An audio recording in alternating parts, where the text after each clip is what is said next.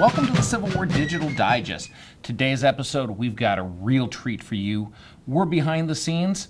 We're going to talk with Matt VanAcker a little bit today, find out where we are, and find out how you can come have your own tour behind the scenes at the Michigan Historical Museum. Matt, in front of us, this is really well known. I'll just tell people this is the battle flag of the 24th Michigan Infantry that they carried on the first day of Gettysburg. Sure is. And after all those bullet holes and after 80% of the regiment is killed, wounded, or missing, this is what's left of a flag that used to be 6 foot tall and 6.5 feet wide. Yeah, it certainly did. These flags really hold a strong place in the men's history. But let's go to the end of the war. Sure. It's recognized already then how valuable the flags are in the hearts and the minds of the men. What did Governor Crapo do? So Governor Henry Crapo in 1866, July 4th, as a part of the ceremony in the campus marches in Detroit, makes a solemn pledge to the Civil War veterans who'd brought their battle flags back and are ceremoniously and formally turning them over to the state of Michigan to their perpetual care. Crapo makes a pledge that day, and he said that these flags will not be forgotten and their histories left unwritten. Let us tenderly deposit them in the archives of the state of Michigan to stand as her proudest possession. That was a pledge that Crapo made to those men on that hot day in July. Sadly, it was a pledge that the state was not upholding until fairly recently. The flags originally, when they were returned to the state, went into storage, and then when our state capitol was built in Lansing, our current building in 1879, the flags were deposited there, first in a military museum on the first floor in the South Hall of the Capitol. And then in 1908, 1909, the flags were moved out of that museum and encased in the cases in the rotunda. Had to be something for the veterans. Once they're in storage, once they come out of storage, that has to be a first great step to be able to see these flags again. You know, some of the first visitors to the state capitol when it opened on January 1st, 1879, were the proud veterans who'd come back to see their flags after the passage of many years. We have recollections of the gray-bearded gentlemen pressing their faces up against the glass cases and just to catch a glimpse of their battle flag, and quite often the men coming to tears at the sight of these flags. That's the kind of emotion that the men held for these flags and the attachment they had. Ironically, the flags were moved out of the museum because the veterans were starting to die off. The flags were put out into the rotunda cases at that point. Tell us about that move and tell us about the rotunda. Yeah, so the problem with that kind of storage and display was we couldn't take care of the collection. When the Capitol was restored in 1989 to 1992, the original intent was to encapsulate those glass cases to protect the flags from the restoration work.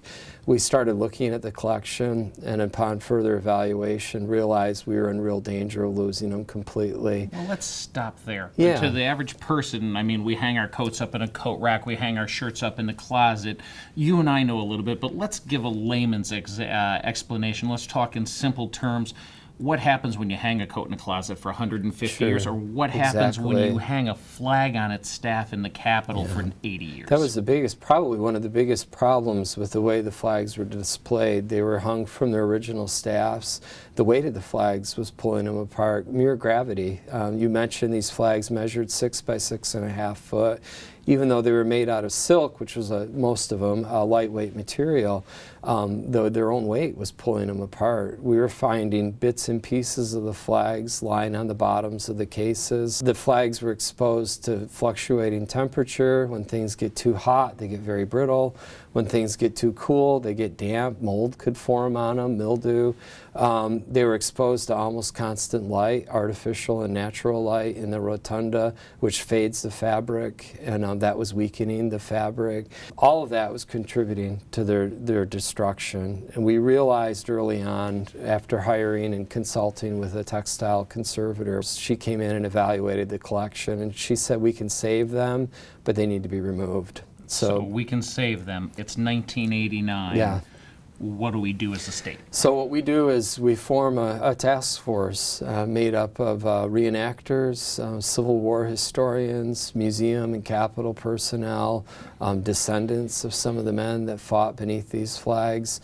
And we come up with a recommendation, and that is to take the flags out of the Capitol, bring them over to this wonderful facility that we're in now at the State Historical Museum. We have a really excellent partnership with the State Museum. They've given us this huge space in their facility where we can take care of them. This is an acid-free environment.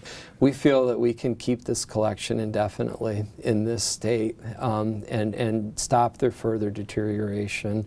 And this all came about with tax dollars appropriated by the legislature, right? I wish I could say that. No, this all came about through the support of our generous citizens of the state. The state does not and has not funded this project. We got some original seed money from the state as a part of the restoration of the Capitol out of that budget to purchase the racks that you see here, but all of the money that we raise now comes from individuals. Lots of people that have come forward to raise money to help us take care of the collection. And that is Save the Flags, That right? is Save the Flags. Tell me about it. What was the plan to save the flags? Yeah. How did we structure those donations? We wanted to have people make a connection to the collection, and we thought the best way of doing that would be by having groups adopt a flag in name only. We don't let them take it home. And they raise $1,000 for a flag adoption, and then we honor them with a special legislative tribute signed by the governor, a flag adoption ceremony anywhere in the state or here in Lansing at the Capitol or at the museum. And we use those funds for further conservation. This collection belongs to the state of Michigan. It's an incredible link to the war, and we encourage people to get involved, to get interested in the project by contacting me at the state capitol. I'd be happy to make arrangements to show the collection off. We do have a flag on display. Behind us we see a blackout curtain. Beyond that curtain is a flag, and there's a window in front of it, so folks that are at the museum just touring the regular part of the museum can actually see at least one of our battle flags at a time. The flag never has to leave the storage unit, so we can still care for it. Great. Well, that's it for this episode of the Civil War Digital Digest. This is Michigan Save the Flags. If you come to the Michigan Historical Museum, the man behind the curtain is one flag.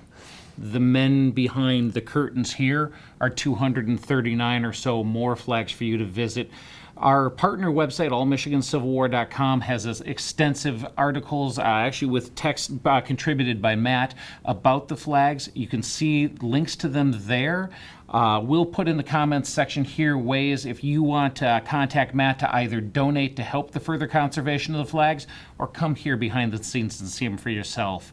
Thanks again. If you liked what you've seen here, we'd appreciate if you like this. If you want to find out more about Michigan and Civil War history in general, subscribe to the Civil War Digital Digest. We'll see you next time.